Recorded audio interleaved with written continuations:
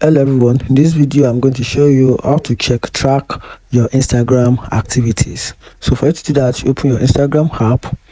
Once you have it open, then tap at the profile icon. Then from there you tap at this three lines icon. Once you do that, then tap at it.